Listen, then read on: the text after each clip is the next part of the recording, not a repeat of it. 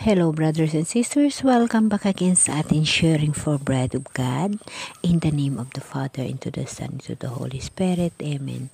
Lord, nagpapasalamat ako sa iyo sa mga pagkakataon na ibinigay mo sa akin na ito mayroon akong panahon upang magbahagi at magbasa sa Bible at mananalisik ng mga ukol sa espirituhanon na buhay.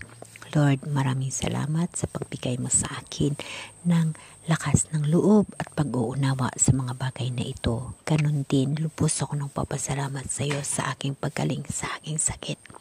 Alam ko, Lord, ikaw ang nag-step by step ng buhay ko dahil sa aking mga pangarap. At wala akong pangarap na hindi ko natupad. Lahat ng pangarap ko, Lord, ay ibinigay mo.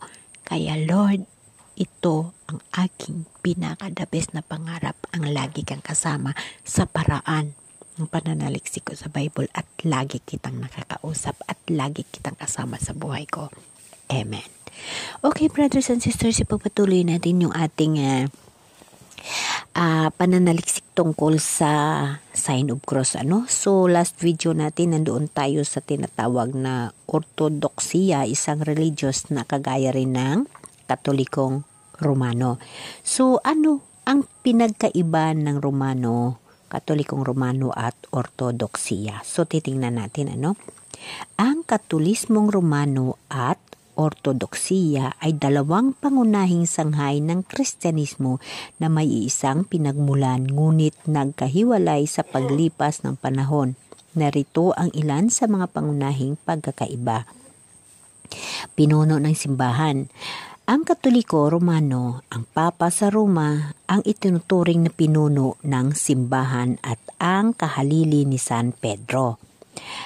Ukol naman sa Ortodoksiya, hindi kinikilala ang otoridad ng Papa sa Roma, sa halip ang Patriarka ng Constantinople ngayon ay Istanbul, ang tinuturing na first among equal sa mga pinuno ng mga simbahang Ortodoksiya. So, dapat natin ito panaliksikan, So, dito pa lang tayo sa kung ano ba ang pinagkaiba nila. Tungkol sa doktrina, tungkol sa Espiritu Santo, may pinagkaiba rin sila. Ang Katoliko Romano, ang Espiritu Santo ay nagmula sa Ama at sa Anak, sa Filioque. Ang Ortodoksiya, ang Espiritu Santo ay nagmula lamang sa Ama, monachrism. Sa kalikasan ni Kristo, kapwa paniniwala sa dalawang kalikasan ni Kristo, Diyos at tao, ngunit may kaunting pagkakaiba sa pagpaliwanag. Of course, laging ganun, pagkaiba yung mga pagkaunawa, Sa sakramento, ang Katoliko Romano may 7 sakramento: bautismo, kampel, Eucharistia, pagtatapat, ordinasyon, matrimonyo at pagpapahid ng langis sa may sakit. Sa Ortodoksiya naman, mayroon ding 7 sakramento ngunit may ibang pangunawa sa praktika sa isang mga sakramento. Sa liturhiya at tradisyon, ang Katoliko Romano mayroon na mas napapanahon at naka-istrukturang liturhiya tulad ng misa. Ortodoksiya naman mayaman sa tradisyonal sa liturhiya at mga seremonya tulad ng liturhiya ni San Juan Crisostomo. So, alamin natin yung mga bagay na ito, Sa pagpapahalaga sa Birheng Maria, kapwa iginagalang ang Birheng Maria ngunit may kaunting pagkakaiba sa pagtutok sa devotion. Yes, kasi yung Romano Katoliko talagang devosyonado kay Mama Mary, Tayo kasi maka-Mama Mary, Sa makatuwid, ang mga pagkakaibang ito ay hindi nangangahulugan na ang isa ay mas mabuti kaysa iba. Yes, walang templo ng Diyos sa komunidad na magaling. Lahat ay magagaling. Dahil tumuturo sila ng pulong ng Diyos. Ngunit, nagpakita ng mga pagkakaiba sa doktrina, praktika at tradisyon sa pagitan ng dalawang tradisyon. So, ito yung pinagkaiba ng Ortodoksiya at ang Romano Katoliko. So dapat natin ito alamin kung ano ang mga bagay na itututukan natin para tayo ay may alam din. Ito kasi yung pinagmumulan sa puno nito, yung sign of cross, no?